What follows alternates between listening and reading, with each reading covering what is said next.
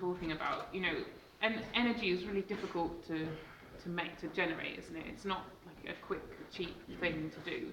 You have to go and get oil from somewhere, or you have to work really hard at installing a wind turbine and getting all this stuff done. So it's really like what these people wanted to do in the beginning. It makes a lot more sense to reduce the energy use rather than carrying on and then trying to match this growth. So there are a number of things you can do to try to do that. So when we think about energy use in your home, so you've got energy use for appliances, so things like TVs, computers, kettles, and all of that. And then you've also got energy use for heating and hot water, haven't you? So which one do you think takes the most? The appliances, electricity appliances, or the heating and the hot water?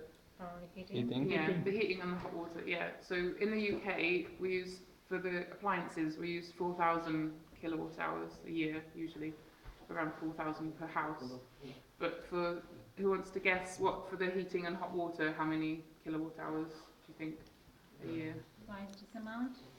Twice? Four times? It's actually about 3, so 15, maybe nearly 4, 15,000 kilowatt hours for the heating and the hot water. So if you can reduce that 15,000 kilowatt hours, then you're already making gains, because you're saving energy, you're saving money, and it just makes more sense to reduce that rather than try and find a sustainable way to meet that amount. So there are a number of things that you can do for that. So I've just brought you in here to look at this wall, really. So this is a rammed earth wall. So it's made of a mixture of clay, gravel and sand. And then it's been very heavily compacted so that it's very, very dense. And because of that, it has a very high thermal mass.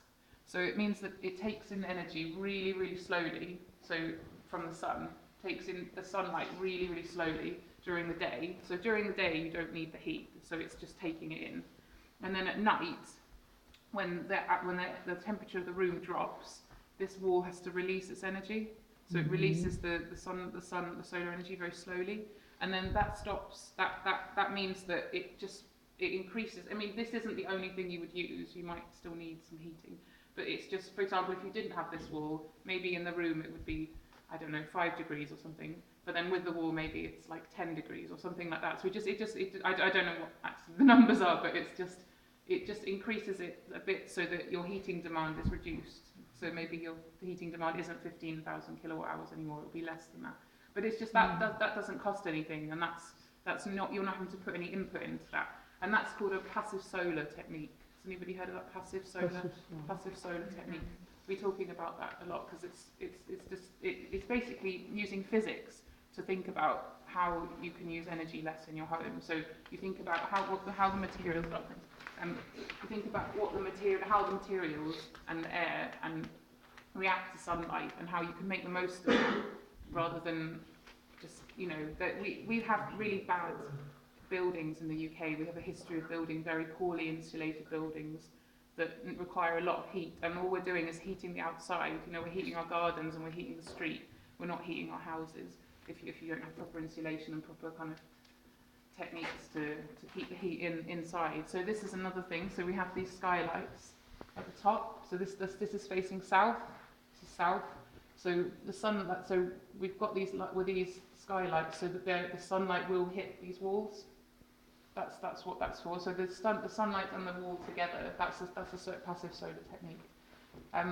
It's actually the people who work in the shop. They've actually said that in the summer sometimes they overheat a bit.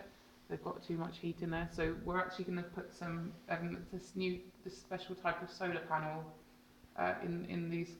Maybe you've seen them before. Do you work with solar panels? So you do energy and no, we didn't.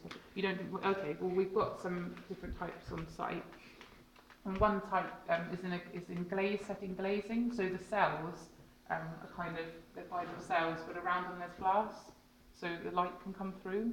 So the sunlight hits the cells, but all around the cells it can come through still. So it's not dark, and it just provides some shading, but it lets light come through. So we're going to put them here. But we have some we can see later on. Yeah. Okay, cool. Shall we move on to the next, please?